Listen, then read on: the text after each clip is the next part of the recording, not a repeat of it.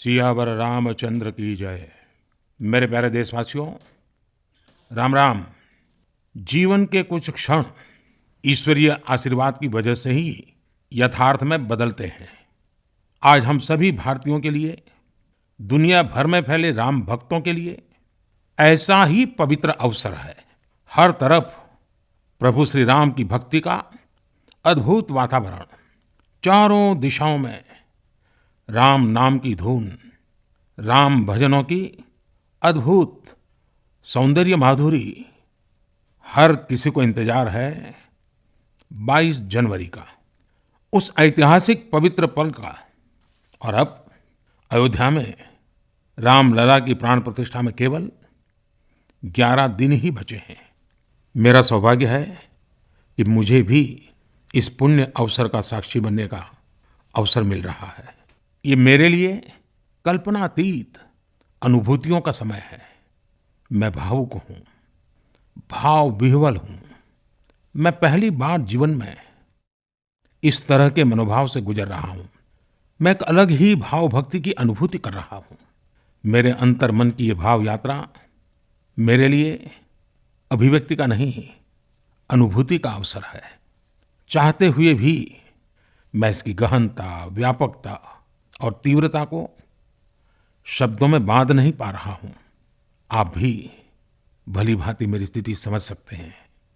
जिस स्वप्न को अनेकों पीढ़ियों ने वर्षों तक एक संकल्प की तरह अपने हृदय में जिया, मुझे उसकी सिद्धि के समय उपस्थित होने का सौभाग्य मिला है। प्रभु ने मुझे सभी भारतवासियों का प्रतिनिधित्व करने का निमित्त बनाया है। निमित्त मात्रम भव सव्यसाचिन, ये एक बहुत बड़ी जिम्मेदारी है। जैसा हमारे शास्त्रों में भी कहा गया है, हमें ईश्वर के यज्ञ के लिए, आराधना के लिए स्वयं में भी दैवीय चेतना जागृत करनी होती है। इसके लिए शास्त्रों में व्रत और कठोर नियम बताए गए हैं, जिन्हें प्राण प्रतिष्ठा से पहले पालन करना होता है। इसलिए आध्यात्मिक यात्रा की कुछ तपस्वी आत्माओं और महापुरुषों से मुझे जो मार्गदर्शन मिला, उन्होंने जो यम नियम सुझाए हैं, उसके अनुसार मैं आज से 11 दिन का विशेष अनुष्ठान आरंभ कर रहा हूं।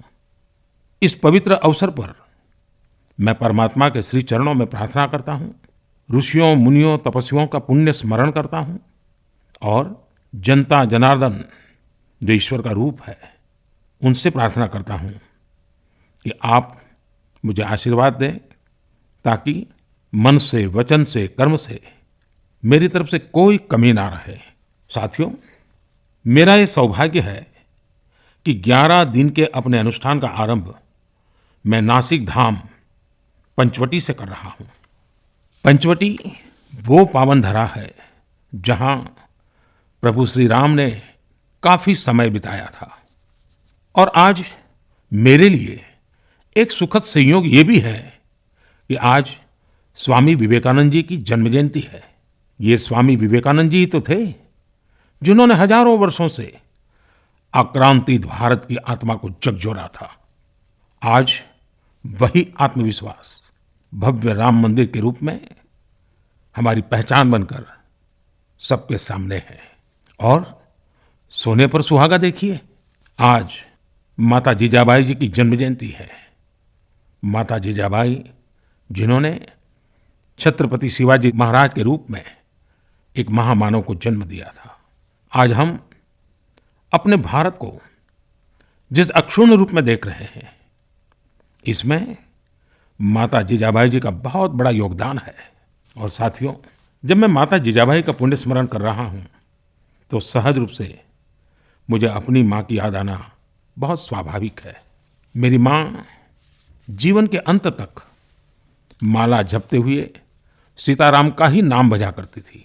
साथियों, प्राण प्रतिष्ठा की मंगल घड़ी, चराचर सृष्टि का वो चैतन्य पल, आध्यात्मिक अनुभूति का वो अवसर, गर्भगृह में उस पल क्या कुछ नहीं होगा।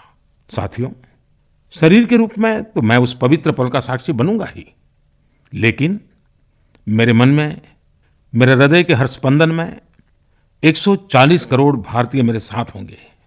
आप मेरे साथ होंगे। हर राम भक्त मेरे साथ होगा। और वो चैतन्य पल हम सबकी साझी अनुभूति होगी। मैं अपने साथ राम मंदिर के लिए अपने जीवन को समर्पित करने वाले अनगिनत व्यक्तित्वों की प्रेरणा लेकर जाऊंगा। त्याग तपस्या की वो मूर्तियां, 500 साल का धैर्य, दीर्घ धैर्य का वो काल, अनगिनत त्याग और तपस्या की घटनाएं, दानियों की, बलिदानियों की गाथाएं। कितने ही लोग हैं जिनके नाम तक कोई नहीं जानता, लेकिन जिनके जीवन का एकमात्र ध्येय रहा है भव्य राम मंदिर का निर्माण। ऐसे असंख्य लोगों की स्मृतियां मेरे साथ होगी। जब 140 करोड़ देशवासी उस पल में मन से मेरे साथ जुड़ जाएंगे और जब मैं आपकी ऊर्जा को साथ लेकर गर्भगृह में प्रवेश करूंगा, तो मुझे भी एहसास होगा कि मैं अकेला नहीं, आप सब भी मेरे साथ हैं। साथियों, ये 11 दिन व्यक्तिगत रूप से मेरे यम नियम तो है ही, लेकिन मेरे भाव विश्व में आप सब समाहित है। मेरी प्रार्थना है कि आप भी मन से मेरे साथ जुड़े रहें। रामलला के चरणों में मैं आपके भावों को भी उसी भाव से अर्पित करूंगा जो भाव मेरे भीतर उमड़ रहे हैं।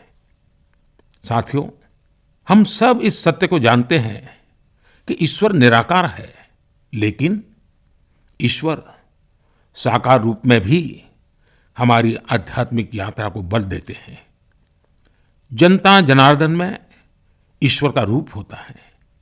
ये मैंने साक्षात देखा है, महसूस किया है।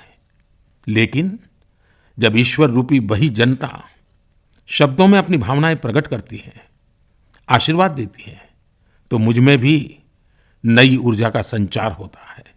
आज मुझे आपके आशीर्वाद की आवश्यकता है। इसलिए मेरी प्रार्थना है कि शब्दों में, लिखित में अपनी भावनाएं जरूर प्रकट करें, मुझे आशीर्वाद जरूर दें। आपके आशीर्वाद का एक एक शब्द मेरे लिए शब्द नहीं, मंत्र है। मंत्र की शक्ति के तौर पर वो अवश्य काम करेगा। आप अपने शब्दों को, अपने भावों को नमो ऐप के माध्यम से सीधे मुझ तक पहुंचा सकते हैं। आइए हम सब प्रभु श्री राम की भक्ति में डूब जाएं।